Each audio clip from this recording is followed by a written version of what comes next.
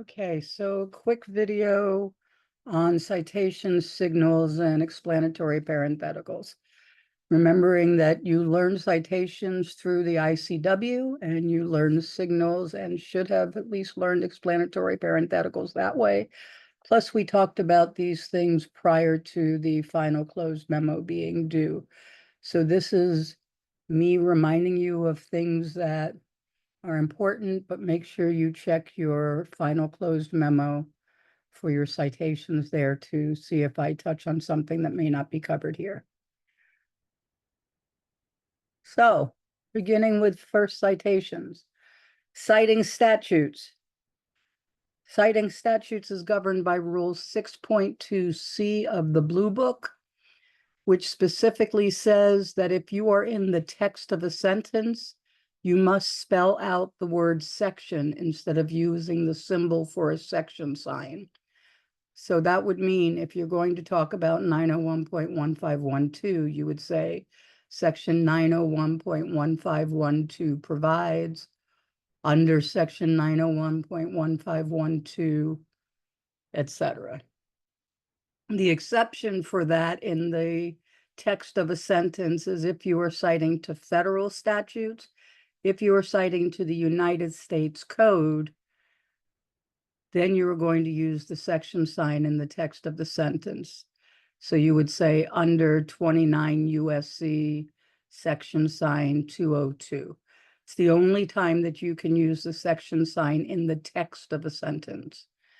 Now, when you are doing your citation sentences and citing to the statute, you are going to use the section symbol, and you need to know that there is a space between the section symbol and the statute. So it's section symbol space 901.1512.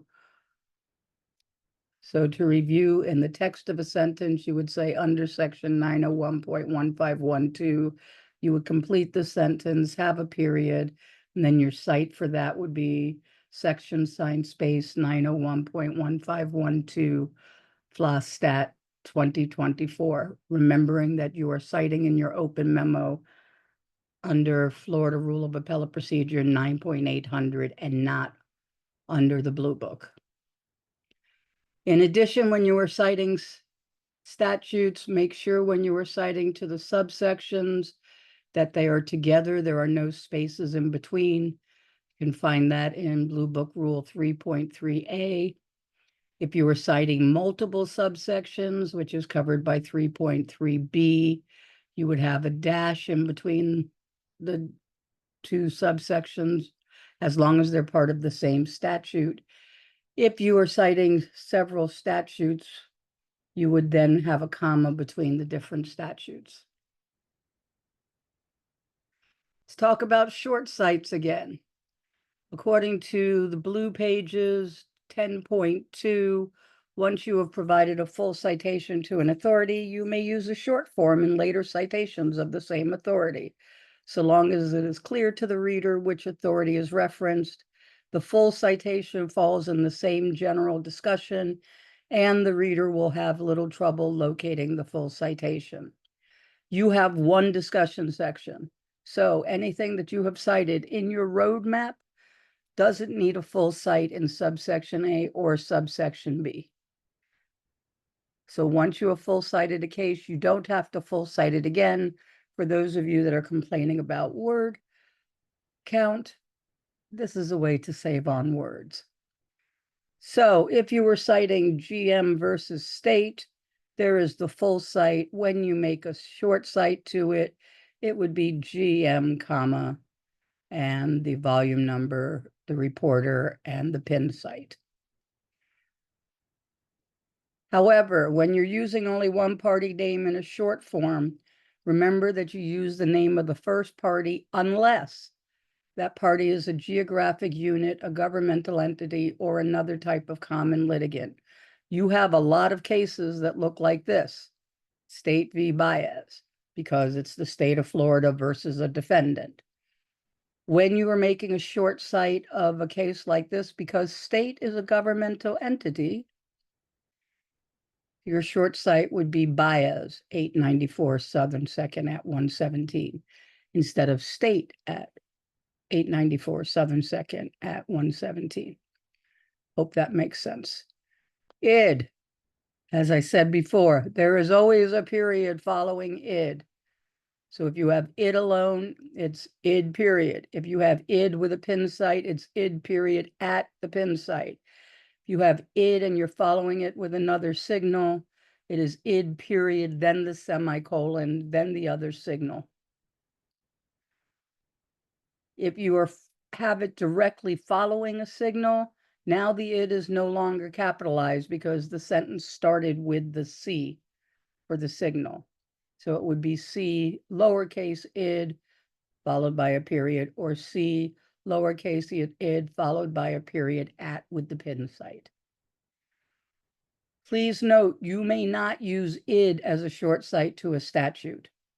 And just to throw this in, you may not use id as a short site to any of the documents in your statement of facts. Moving on to signals. The Blue Book specifically tells you that these are the signals and what group they belong to. So you have signals that indicate support.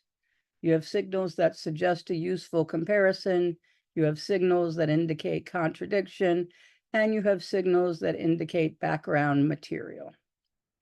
Note that you need to make sure that you know what category these signals fall into because it matters for purposes of punctuation. For signals, the signal is either underlined or italicized. Since 99% of you are italicizing your case names, your signals are then italicized. Your signal has to be in the same typeface as your case names. Here's why it's important to know what category your signals belong to. You separate authorities within the signal with semicolons. If you change from signals that support to those that contradict or those that compare or those that are general, then you're going to use a period. Every citation requires a signal unless one of these three things are there. 1, the legal authority directly states your proposition. So if you just made a proposition that comes directly from a case, you don't need a signal. So there are 3 types of visitors: trespassers, licensees, and invitees. You all know that Post said that directly. So then your site would only be to Post. The second time you don't need a signal would be if you are using a direct quote from a case. A property owner owes the greatest duty of care to invitees. That comes directly from Post, so you don't need a signal. Third, the legal authority is referred to in the text of the preceding sentence, meaning you're using the name of the case in the text of the sentence. So in Post, the trial court instructed the jury that the injured woman was a licensee. Then you don't need a signal because you've mentioned the name of the case.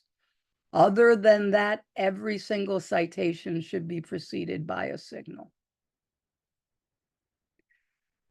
Remember, when you are using signals and doing string citations, that you have to keep with the same category. So here you have a cite, it's separated by a semicolon because C also is in the same group as no signal. Again, for the second one, because compare is within the same group as no signal. The third one, you have a period because but or but C is a different signal than no signal. And finally, if you have a signal and a case by itself, it ends with a period. Common problems with signals that I saw from your final close memo is not giving a typeface to the signal. I am underlining it because it's easier to see what an underline is than italicized, but your signals need to have the same typeface as your case names. When you are doing C also, the also is lowercase and they are not separated, so both words would be italicized. When you're doing CF, the period is also underlined or also italicized. And same thing when you were doing but C, both of them would be underlined or italicized. Finally, explanatory parentheticals. Your explanatory parenthetical needs to start with a present participle, an ing word. There's two exceptions to that rule. The first is where the explanatory parenthetical is just setting up a series of examples that have been set up by the text of the sentence. So here you have such standards have been adopted to address a variety of environmental problems. You have C, for example, and it gives you two sites. One is health-related water quality, two is conservation of protected areas. It shows the different environmental problems. The second instance is when the parenthetical consists of a full sentence quote from the case. So another factor courts consider in deciding whether to grant a change of venue, blah, blah, blah, blah, blah. It cites KTEL, and the entire explanatory parenthetical is a single sentence quote. Other than that, your explanatory parentheticals need to start with a present participle. When you are drafting your explanatory parentheticals, remember that you need to start with a lowercase letter, not a capital letter. Remember that you need to provide a mini FHR. So you need to provide the specific facts from that case, not just a holding. You need to give specific context. Remember that the reader needs to be able to explain what happened in that case regarding what you were using the case to support without going and reading the case. Your parenthetical needs to be limited to one sentence. If you cannot do what you need in an explanatory parenthetical in one sentence, you need to turn that into a mini FHR. And finally, there is no ending punctuation within the parenthetical. The only exception to that is if you were doing a complete sentence full quote, where you would put the period at the end of the quote inside the parenthetical. Other than that, there is no ending punctuation inside the parenthetical itself. When do you use an explanatory parenthetical? Well, it's not really an option. You use an explanatory parenthetical in your citation anytime you use a signal other than there is no signal in front of that case. So unless the case directly supports the proposition that you are citing it for, unless the name of the case is in the sentence preceding the citation, or unless the citation is supporting a direct quote, you're going to need a signal. Once you provide that signal, you need an explanatory parenthetical in that citation. I hope that makes sense. I hope you find that helpful, and we will see each other soon.